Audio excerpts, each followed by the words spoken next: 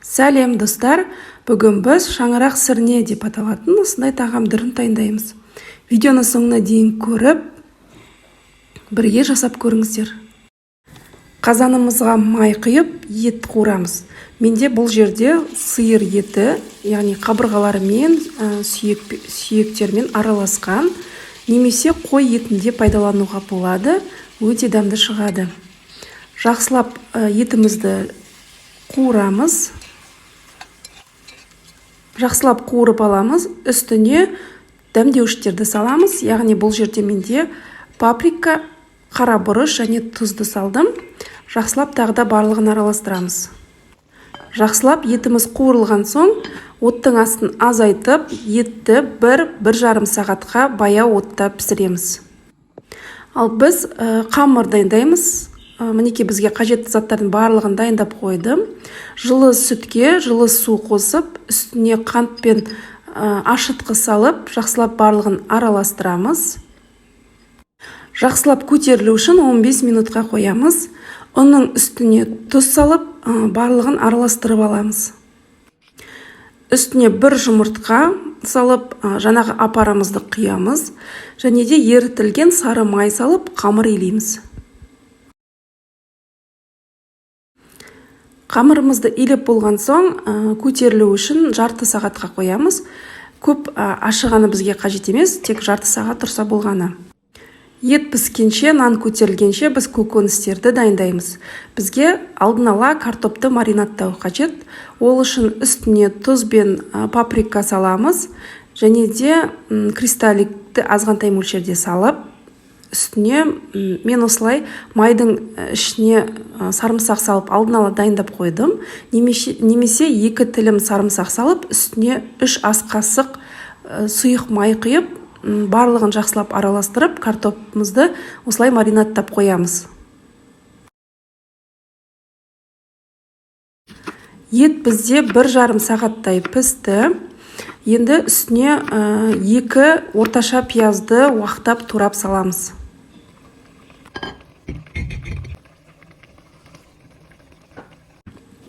Сәбізді де осылай ірі етіп тураймыз. Өзімізге қалағанша әдемі болу үшін осылай турадым.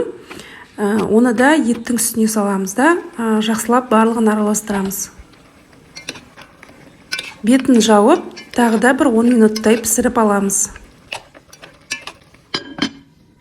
Енді киіз үйдің формасын жасау үшін бізге осындай таба қажет.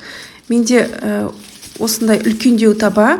Негізі бұдан кішілеу болса өте әдемі шығады. Бұдан да әдемі шығады. Фольгамен жан-жағын орап аламыз. Және де етті салатын ыдыспен осы табаның диаметрі бір-біріне келіп тұру қажет. Еттің үстіне жаңағы маринаттап қойған картопымызды саламыз. Видеода көріп тұрғандарыңыздай, етті ығыстырып мен астына картоп салып жатырмын. Сонда біздің картопымыз еттің соғына пісіп өте дәмді болады. Барлығын осылай салып шығамыз, және де етіміз піскенше тағы да 20 минуттай пісіреміз. Үстіне тұз сеуіп, минералды су құямыз. Осындай сарағашты пайдалануға болады. Сол кезде бізде ет өте дәмді шығады. Қамыр бізде жарты сағаттай көтерілді. Енді осы қамырды біз бөлшектерге бөліп аламыз. Киіз үйдің басты бөлігіне бізге 500 грамм қамыр қажет. Және де жан-жағына өру үшін 150-180 граммнан бөліп аламыз.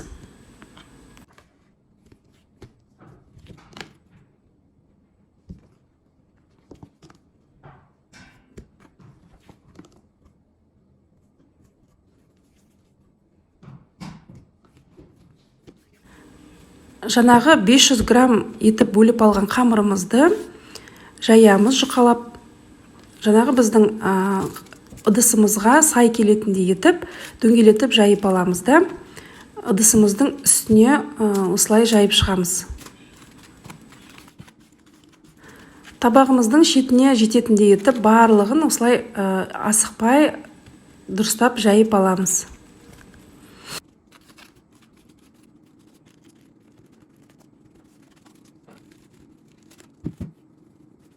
Киіз үйіміздің жанына айналдыру үшін екі қамыр дайындап, екеуін осылай бір-біріне айналдырып аламыз.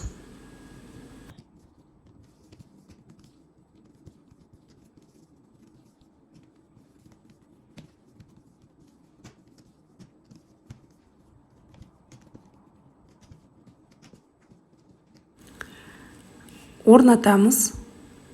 Мінекей көріп тұрғандарыңыздай, ол өлшеп алуымыз керек, табаққа осылай жететіндей етіп.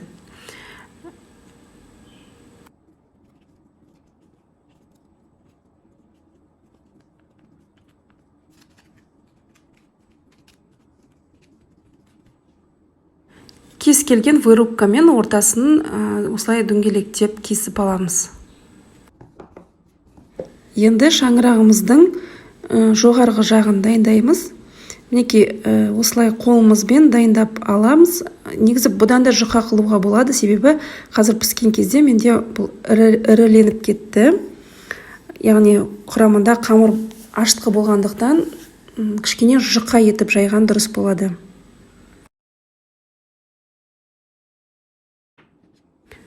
Киіз үйіміздің есігін жасап аламыз. Осылай пышақтың көмегімен екі жағынан кесіп, орап, зубочистканың көмегімен қатайтып аламыз. Сонда бұл бізде есік болады киіз үйдің. Жаңа айтып кеткенімде, менде бұл өте үлкен мөлшерде болды. Негізі орташа көлемде таба болса, темір таба болса, өте әдемі болып піседі. Мінекей барлығын қатайтып алдық, жан-жағын бәрін. Барлығын дайындап алдық, енді үстіне жұмыртқа жағамыз. Үстіне кунжут сеуіп шықтық, және де қызып тұрған пеште конвекцияда 170-180 градуста 30-35 минуттай пісіріп аламыз. Етіміз пісуге бір 5 минут қалғанда үстіне болгар бұрышын ірі етіп турап саламыз, және де бір 5 минут ұстағаннан кейін отымызды сөндіреміз.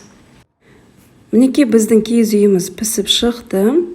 Көріп тұрғандарыңыздай өте әдемі болып пісті. Зубочисткаларымызды алып тастаймыз, және де суытып қоямыз. Суығаннан кейін ғана ыдыстан ажыратамыз. Бірінші табамызды алып тастаймыз да фольганы аламыз. Мінекей біздің сірнеміз де дайын болды. Ыстық күйінде жан-жағына картоп салып, ортасына ет пен көкөністерімізді салып, әдемілеп табамызға салып аламыз.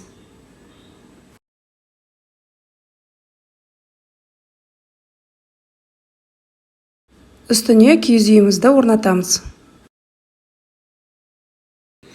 Өте ерекше әрі әдемі тағам түрі. Асты ыстық күйінде осылай дастарханға ұсынамыз. Көріп тұрғандарыңыздай, менің киіз үйім өте үлкен болды. Ал егер осыны екіге бөліп, екі жерге кішілеу етіп дайындасаңыздар, өте әдемі шығады. Достар, жасап көріңіздер. Егер менің видеом ұнаса, қолдап, лайк басып, комментарий қалдырып, және каналыма жазылып кетуді ұмытпаңыздар. Ас болсын.